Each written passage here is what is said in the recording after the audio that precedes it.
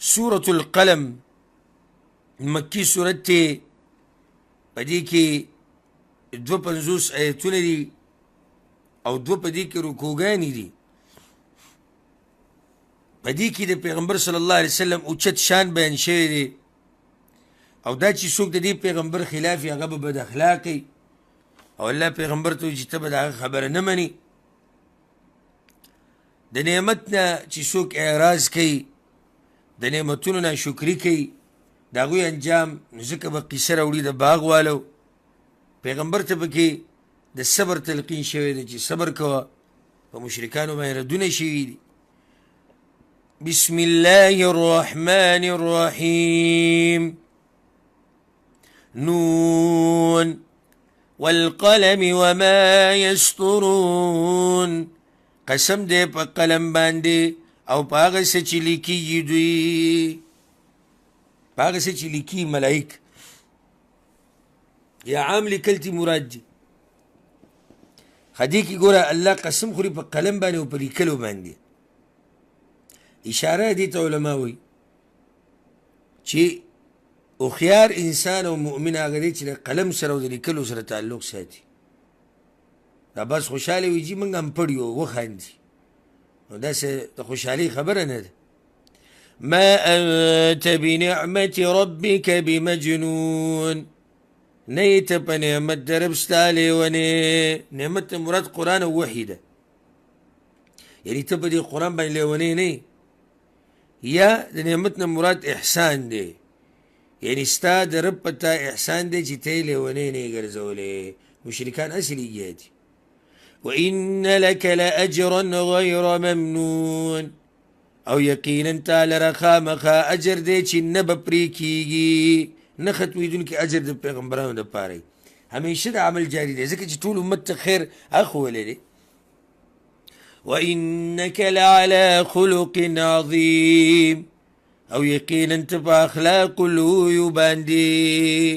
فستبصر ويبصرون. نو زر دی چې ته به ویني او دوی به ویني. بأيكم المفتون. چې په کم یو ستاسو باندې لیونتوب دی. دوی لیونی وایي تا ته که نه، بس پته به ولګي ځه حقیقت به راښکاره شي. إن ربك هو أعلم بمن ضل عن سبيله.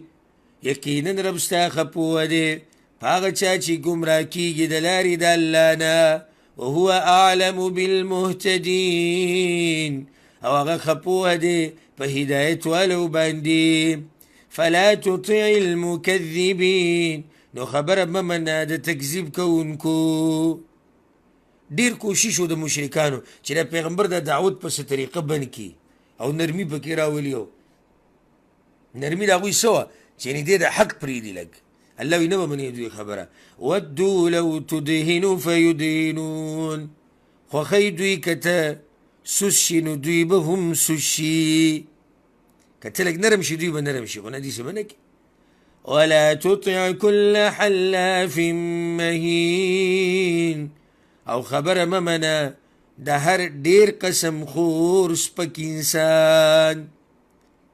دا ایتونه د اخنس په باره کې نازل شوي دي، یا بعض مفسرین وایي چې د ولید بن مغیره باره کې نازل و چې په دوی کې دا بد صفات و. یو خو ډیر قسمونه خوري، سپک دی.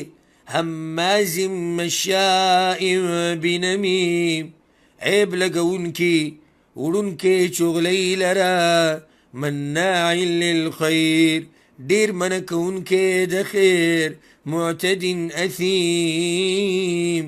زیاتې کوونکی ګناهګار. عتل بعد ذلك زنیم. سخت جبې وروستو د دینه بدنام هم دی.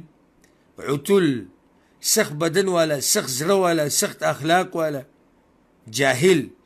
زنیم بدنام انسان، په شر باندې مشهور، رزیل کارونو والا. ان کان ذا مال وبنین. په دې وجه چې دی مال او زامن واله دی. د ډېر مال او د ډېرو زامنو د لاسه دغه ځای ته رسېدلی. اذا تتلى عليه آیاتنا. کله چې لوستلی کېږي په ده باندې آیتونه زمونږه قال اساطیر الاولین وی دی دا قیسې د پخوانو دي سنسموه علی الخرطوم زر ده چې وبه د هغو ده لره په خړتم باندې یا په پوزه باندې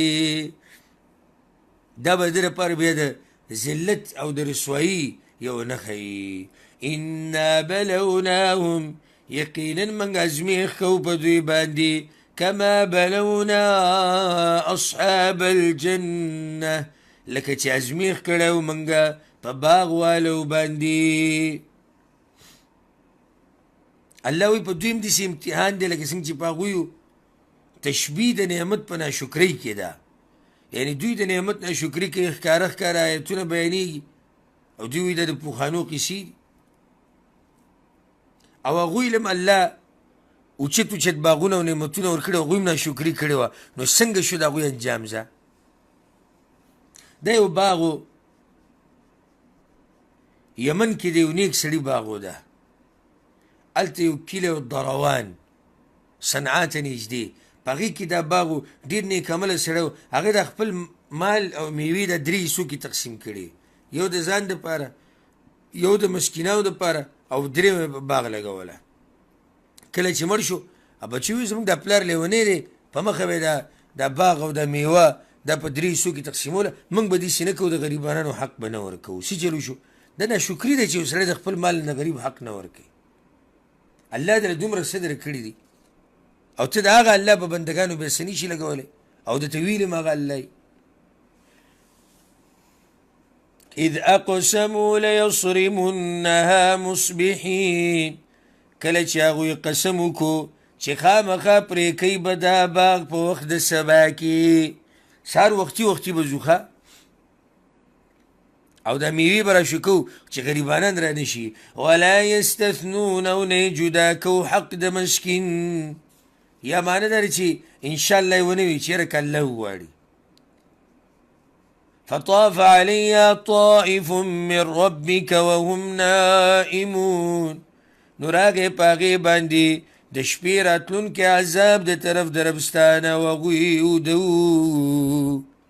په دې انتظار و چې سهار به باغ شو کوو الله وی د شپې په یو عذاب راغی فاصبحت کالصریم نو وګرځېدو باغ په شان د ایرو فتنادوا مصبحین نو اوازونه یې وکړل یو بل ته په وخت د سبا کې سهار شو که نه یو بل ته اوازونه کول ان اغدو علی حرثکم چې سهار وختي لاړ شئ پټي خپل ته ان کنتم صارمین که چېرته تاسو پرې کوونکي فانطلقوا وهم يتخافتون نو لاړل دوی او دوی پټې پټې خبرې کولې په لاره لګیا الا يدخلن اليوم عليكم مسكين هسې نه چې داخل نشي دې باغ ته نن په تاسو باندې مسکین څوک ګورې رانشي ګورې وغدوا على حرد قادرین او سهار وختي لاړل په غوسې سره ځان یې قادر ګڼو دا ګمان یو چې بس موږ قادر یو فلما رأوها نو هر کله چې دوی ولیدو باغ قالوا انا لضالون وی دوی یقینا من خامخا لاره خطا کوونکي یو یعنې زموږ نه کسې لاره خطا شوې ده نه نوې لاره نه ده خطا شوې بل نحن محرومون بلکې موږ محرومه کړې شو لاره هر څه ختم شو قال اوسطهم اوی غوره د دوی نه کوم یو چې په دوی کې تقوا والا او عقل والا او خیار الم اقل لكم لولا تسبحون ای نو ویلي ما تاسو ته ولې پاکي نه وایئ د الله قالوا وی هغوی سبحان ربنا انا كنا ظالمین پاکی د رب زمونږ لره یقینا موږ وو ظالمان فاقبل بعضهم على بعض يتلاومون نو را مخامخ شو باز د دوی په بازو باندې یو بلې ملامته کول یو وستا د لاسه او بل وستا د لاسه په یو بل پورې ونښتو قالوا يا ويلنا إنا كنا طاغين وی دوی هی افسوس دې موږ لره یقینا موږ سرکشانو. عسى ربنا أن يبدلنا خيرا منها، امید دې چې رب زمونږ به بدل کی راکي موږ ته غوره د دینه. انا الى ربنا راغبون، یقینا موږ رب خپل ته رغبت کوونکي یا مینه کوونکي یو. توبه ویسته الله وی دوی له بیا د باغ ورکړی او ډېر برکت ورته پکې الله واچو. خو ګوره د ناشکرۍ انجام سو. كذلك العذاب، دغه شان عذاب د ناشکرۍ. ولعذاب الآخرة أكبر، او خامخا عذاب د آخرت خو ډېر لوی دی. لو كانوا يعلمون، کچرت دوی پوهیږي. إن للمتقين عند ربهم جنات النعيم، یقینا متقیانو د پاره پنځ د رب د دوی جنتونه د نعمتونو دي. أفنجعل المسلمين كالمجرمين، ای ګرځو به منګه مسلمانان په شان د مجرمانو. کافرانو به دا خبره کوله د مکې مشرکینو، ویاول خو جي دا جنتونه نشتي والعیاذ بالله. او کوي نو بلال صهیب عمار دا غریبانان خلق دي چې دوی له ورکوي، نو الله به اول موږ له راکوي.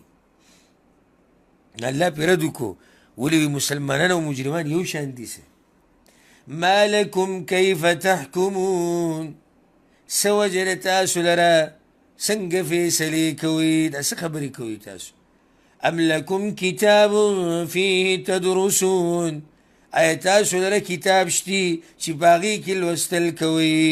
ان لکم فیه لما تخیرون، یقینا تاسو لره په هغې کې خامخا هغه څه دي چې تاسو یې خوښوئ.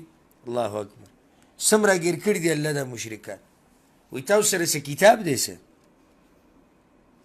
داسې کوم کتاب که ستاسو طرف ته درغلی او په هغې کې دا وي چې تاسو به جنت ته ځئ، موږ ته یې وښایئ که نه، چې په کتاب کې به تاسو هغه خبرې بیانوي چې کومې ستاسو د مرضي او ستاسو خوښي ویې ښایي. کوم ځای کې ام لکم ایمان علینا بالغة الى یوم القیامة، آیا تاسو لره شتي قسمونه په موږ باندې چې رسیدونکي تر ورځ د قیامت پورې.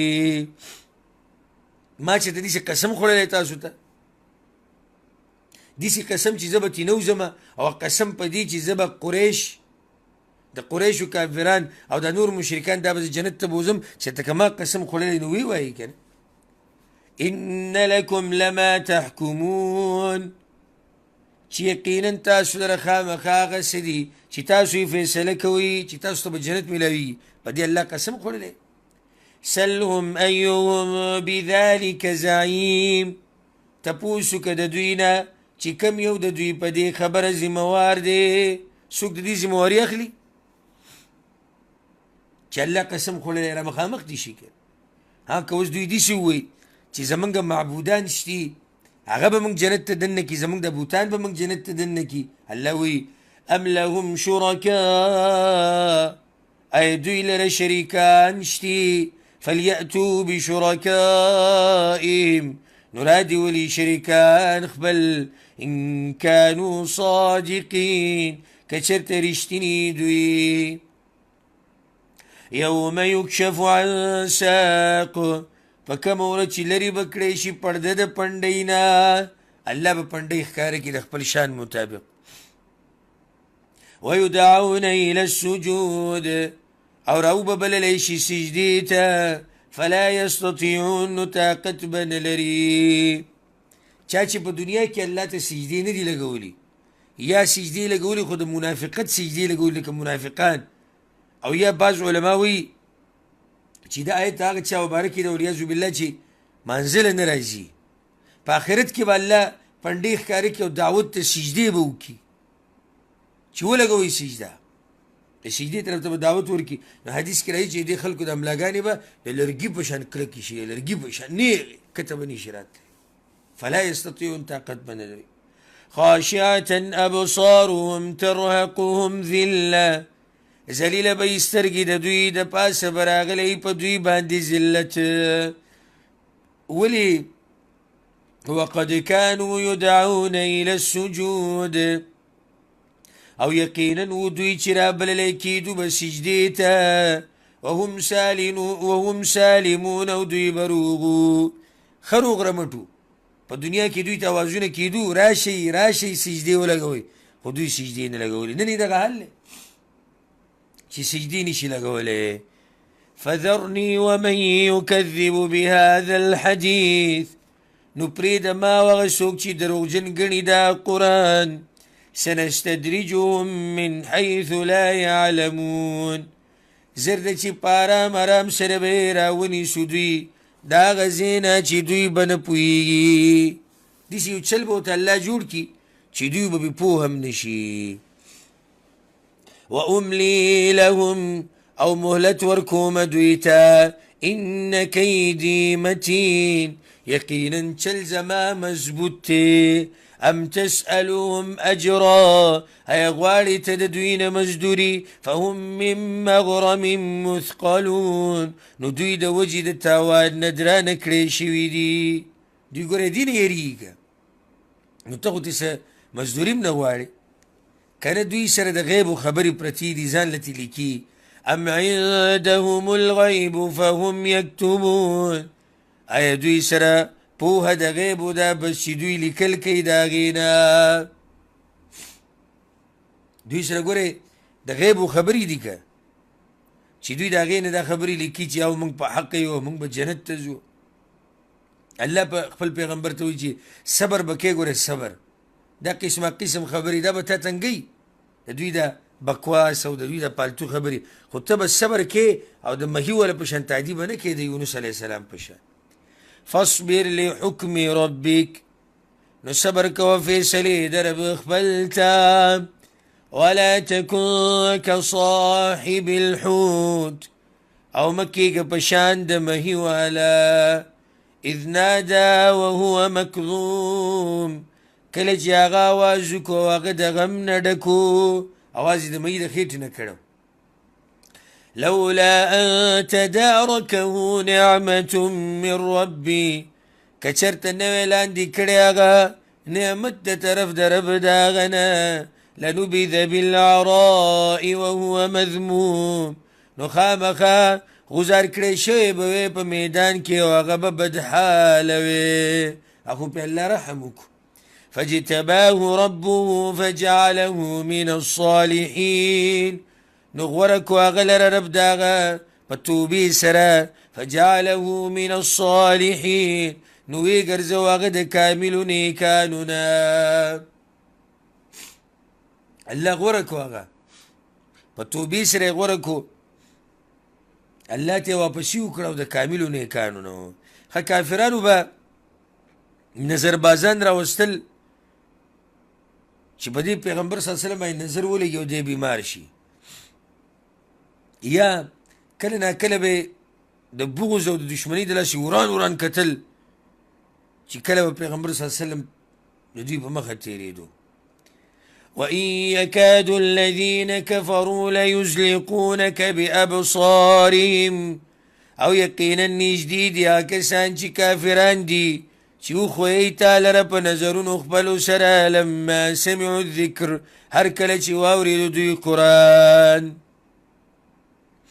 بد به کتو یا به نظربازان راوستو دواړه خبرې برابر دي ويقولون إنه لمجنون او وی دوی یقینا دی خامخا لیونی دی وما هو إلا ذکر للعالمین او نه دی دا مگر نصیحت دی یا یادداشت دی